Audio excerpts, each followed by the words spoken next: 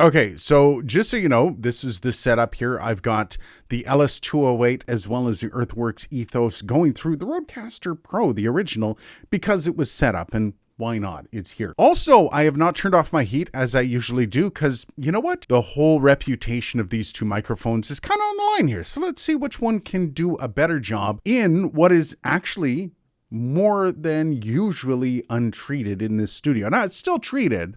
There's still treatment on the walls, as you can see behind me, but the treatment isn't as good as it used to be, and that's a very, very long story. Maybe I'll tell you in a future video. So let's see how this does. Ethos versus LS208. This has been hotly requested since I dropped my review of this, the Earthworks Ethos, and I can kind of see why. Both of these boutique microphones are challengers to the SM7B's reign as champion of the broadcast microphones. I can kind of see why. Both are pretty flat mics. Both come from companies that are well known and respected in what they offer. And both of these mics have been considered premium pickups for broadcasting. And of course, I'm going to go between these mics back and forth as we talk about them, and I'm going to let you make your decisions on this. Now, there are some things that each of these mics are specifically known for, and they have some different strengths. So we will talk about that stuff. And of course, we're going to be putting these mics through the testing to see how they do. As for specs, we have to chat about. It's pretty straightforward. The main difference between these microphones is the LS208 is a large diaphragm condenser and the Ethos is a small diaphragm condenser. Oh yeah, the frequency response on the Ethos is great if you have dogs listening to your podcast, I guess. And the Ethos is also able to take a bit more sound pressure, though the difference between 135 dB and 145 dB is just how much blood is going to come out of your ear. Honestly, the only real big difference between them, other than the size of the capsule, is that the LS208 has some EQ switches on it. Okay, let's just put this out there. The build quality award is going to go to the Ethos, and it's just unfair. Probably the best build on a microphone I've ever seen, and that is what you get when you basically drill the body out of a massive piece of stainless steel. It is gorgeous and frankly probably has more to do with the cost of the mic than anything. But as far as microphones go, the LS208 is no slouch either, basically following that barrel style that is common to broadcast mics, even with that yoke system. Speaking of, the Triad Orbit M2 ball joint is also the winner here. That yoke system is great, don't get me wrong, classic styling and all is awesome as well, but this thing is just the system to beat. Again, there are those switches on the LS208, and both of these have pop filters, and equally so, both are horrible when you take the pop filters off. You need some sort of pop filtering. All in all, this isn't even close. The Ethos takes this one hands down. Okay, so we're going to start with the testing, and we're going to start with off-axis rejection. And we will start with this, the LS208 first. This is me speaking directly into the front of the capsule from about 4 inches away. Now I'm going to begin to slide over to the side of the capsule, and I'm staying about 4 inches away. Now, as I continue to slide around, I'm going to be from this side, kind of the 45 degrees off the back of the capsule, and then I'm going to continue around to the very rear of the capsule. Then we're going to bring it back around, and we're going to hear it come to about 90 degrees, and then we're going to come all the way back around to the front of the capsule. Now let's do the Earthworks Ethos, and I'm actually going to utilize this for it because it's so handy. This is me speaking directly into the front of the Earthworks Ethos from about 4 inches away. Now I'm going to start to slide around to the side of the microphone. And one of the things I do love about this Ethos is how clear and how little of those frequencies drop off from off axis, meaning the coloration isn't as bad from 90 degrees. And we're going to move around, and we're going to move around to about 45 degrees from the rear of the microphone. And again, we're going to come around to the actual rear of the microphone.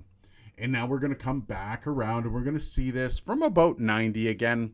and then we're going to bring it all around and we're going to be back in front. Okay, so let's talk proximity effect, and here we have the LS208, and this is me speaking from, I would say, a broadcast level for this microphone. I'm about 3 to 4 inches off depending on how I move.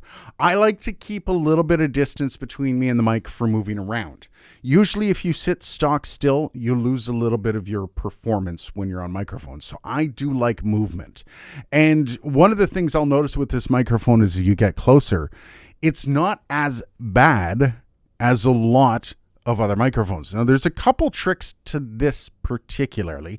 One is with this sock nose, it doesn't go all the way on. You always want to keep a little bit of air between the sock and the tip of the microphone. So there's just that little bit of buffer. So when those plosives come through, it just kind of dies and then the sound waves hit the capsule.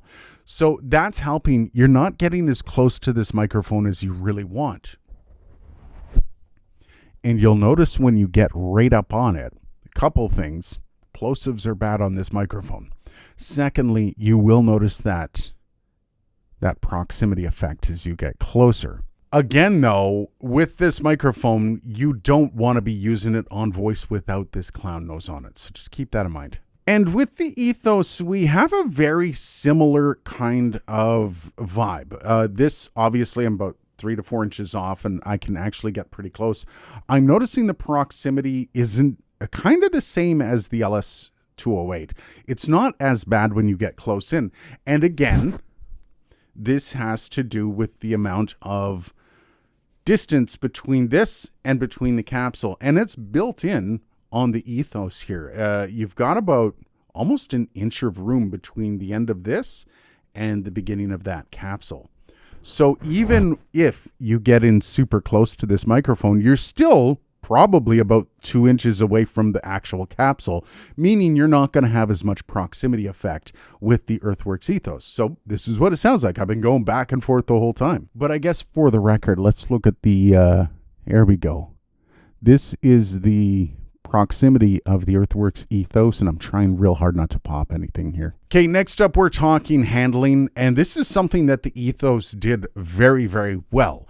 And that's basically just on its build. It's just one big piece of stainless steel, so it doesn't exactly resonate. This, on the other hand, is a general barrel style microphone. What it does have going for it is it comes with a shock mount, which is actually really important. When you independently seat that microphone in that shock mount, it will remove all of those vibrations before they get to the microphone. But even with the microphone, when you're tapping on it, it's not bad.